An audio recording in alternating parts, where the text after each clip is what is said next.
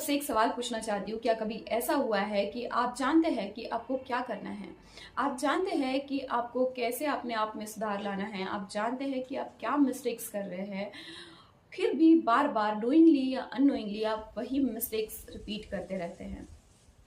वही प्रोक्रास्टिनेशन, वही over thinking, वही सेम रिलेशनशिप, सब कुछ सेम। जैसे लाइफ तो आगे बढ़ रही है लेकिन पैटर्न्स वही है, सेम। और फिर आप सोचते हैं कि शायद मैं वीक हूँ, शायद मुझ में डिसिप्लिन की कमी है, लेकिन न्यूरोसाइंस कुछ और ही कहता है। इसे डिसिप्लिन की कमी नहीं कहते, इसे इमोशनल पैटर्न के ऊपर डिपेंड होना कहते हैं। Hello everyone, I am Aanchal Bisen and welcome to Innership with Aanchal. यहाँ हम सिर्फ मोटिवेशन नहीं देते, यहाँ हम आपके ब्रेन को ट्रेन करते हैं, आपके ब्रेन को ट्रांसफॉर्म करते हैं और आपके ब्रेन को शिफ्ट करते हैं रियलिटी के साथ, साइंस के साथ एंड ऑनेस्टी के साथ। और आज हम बात करेंगे कि क्यों आप इमोशनल पैटर्न्स में फंसे हुआ फील करते हैं, क्यों आप इमोशनल पैटर्न्स के बीच स्ट्रक फील करते हैं और कैसे हम इस इमोशनल पैटर्न से बाहर आ सकते हैं। हमारे ब्रेन का एक बहुत इंपॉर्टेंट फंक्शन है कि हमारा ब्रेन हमेशा फ्यूचर को प्रेडिक्ट करते रहता है और इस प्रेडिक्शन को न्यूरोसाइंस में कहा जाता है प्रेडिक्टिव प्रोसेसिंग। होता क्या है, अगर कोई चीज़ प्रेडिक्टेबल है, अगर कोई चीज़ नोन है, अगर हम किसी चीज़ के बारे में जानते हैं तो हमारा ब्रेन उस चीज़ को सेफ कंसिडर करता है। लेकिन अगर कोई चीज़ अननोन है, अनप्रेडिक्टेबल है, तो हमारा ब्रेन उस चीज़ को सेफ कंसिडर नहीं करता और उसे थ्रेट के जैसे ट्रीट करता है। इसीलिए हम टॉक्सिक रिलेशनशिप में बार चले जाते हैं, जबकि हमें पता होता है कि यहाँ से हमें पेन ही मिलेगा। हम उस पेन को ज्यादा सेफ फील करते हैं, उस पेन को ज्यादा सेफ कंसिडर करते हैं as compare to uncertain things और अननोन थिंग्स। ये कोई वीकनेस नहीं है, ये बस न्यूरल प्रोग्रामिंग है। अब थोड़ा डीप साइंस समझते हैं। होता क्या है कि हम सब के ब्रेन में एक इंपॉर्टेंट सर्किट है, amygdala, hippocampus and prefrontal cortex. Amygdala जो थ्रेट डिटेक्ट करता है, प्रीफ्रंटल कॉर्टेक्स जो डिसीजन मेकिंग या लॉजिकल थिंकिंग के लिए रिस्पॉन्सिबल है, और हिप्पोकैम्पस जो इमोशनल मेमोरीज को स्टोर करके रखता है। अब होता क्या है, अगर आपके लाइफ में कभी भी कोई भी इमोशनल इवेंट हुआ होगा तो आपका ब्रेन उसको बहुत स्ट्रांगली रिमेंबर करके रखता है, because emotional memories are high survival priority memories. और एक रिसर्च के according emotional memory circuits time के साथ और स्ट्रांग होते जाते हैं। इसीलिए अगर लाइफ में कभी भी आपने रिजेक्शन फील किया हो या फिर क्रिटिसिज्म एक्सपीरियंस किया हो तो आपका ब्रेन उस पेन से बचने की कोशिश करता है और फिर अवॉइडेंस आपका पैटर्न बन जाता है।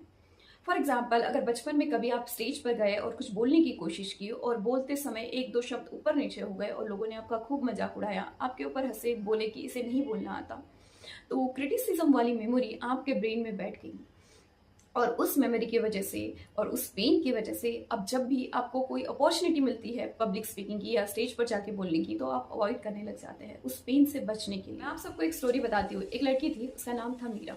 बहुत इंटेलिजेंट, बहुत क्रिएटिव, उसे सब कुछ आता था, बहुत मेहनती भी थी। लेकिन जब भी उसे अपॉर्चुनिटी मिलती प्रेजेंटेशन देने की, ग्रुप डिस्कशंस को लीड करने की, पब्लिक स्पीकिंग करने की या फिर कोई चीज़ को लीड करने की, तो वो लड़की फ्रीज हो जाती थी।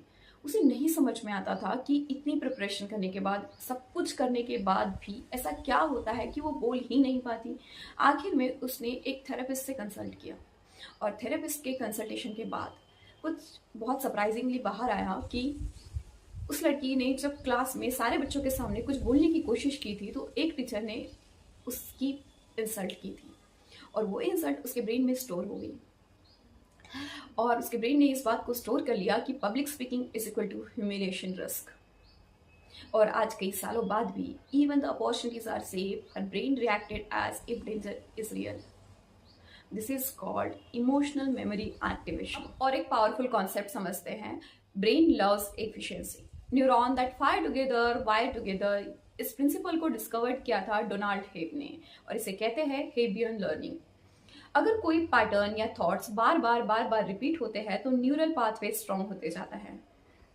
फॉर एग्जाम्पल, अगर कोई जंगल है और उस जंगल में घास है और हम उस जंगल में घास के ऊपर से चल रहे हैं और सेम रास्ते से हम बार चलते हुए जा रहे हैं, तो उस जगह की घास खत्म हो जाएंगी और एक क्लियर रास्ता दिखाई देगा। Exactly the same way thoughts और पैटर्न न्यूरल पाथवेज को स्ट्रॉन्ग करते हैं। और एक सरप्राइजिंग फैक्ट, ब्रेन सिर्फ पेन से नहीं, रिवॉर्ड से भी पैटर्न बनाता है।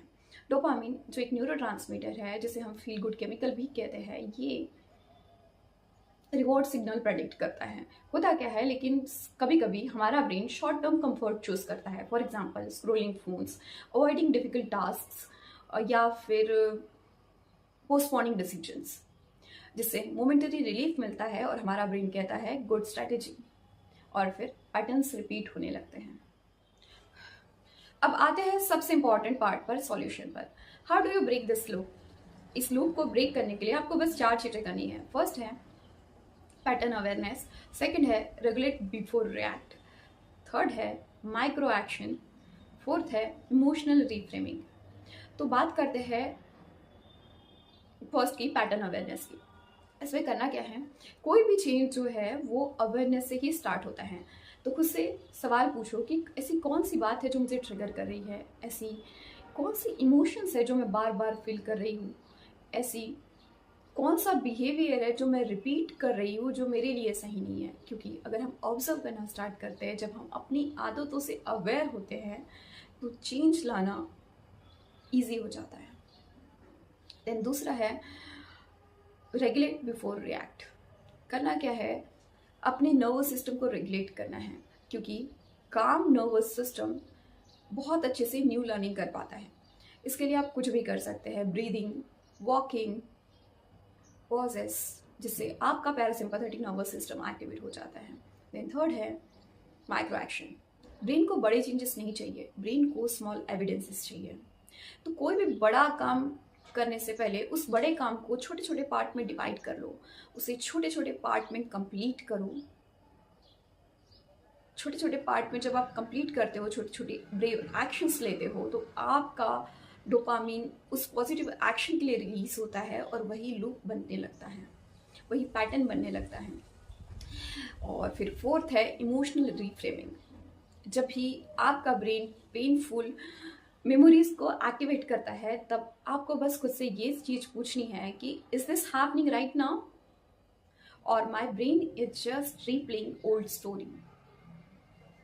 This one question shifts brain process. The biggest misunderstanding in self-development is this: people think change means forcing yourself, but neuroscience says change means rewiring your brain gently, calmly and repeatedly. So don't fight your brain, just educate your brain. कभी कभी life में लगता है कि हम अटक गए हैं, लेकिन हम अटके नहीं होते। हमारा ब्रेन बस पुरानी कहानी को दोहरा रहा होता है, और जिस दिन हम उस पुरानी कहानी को समझ लेते हैं, हम अपने जीवन को बदल सकते हैं। Because the brain that creates your patterns is the same brain that can create your freedom. तो आप वीक नहीं हो, आप ब्रोक नहीं हो, आपका ब्रेन बस सीख रहा है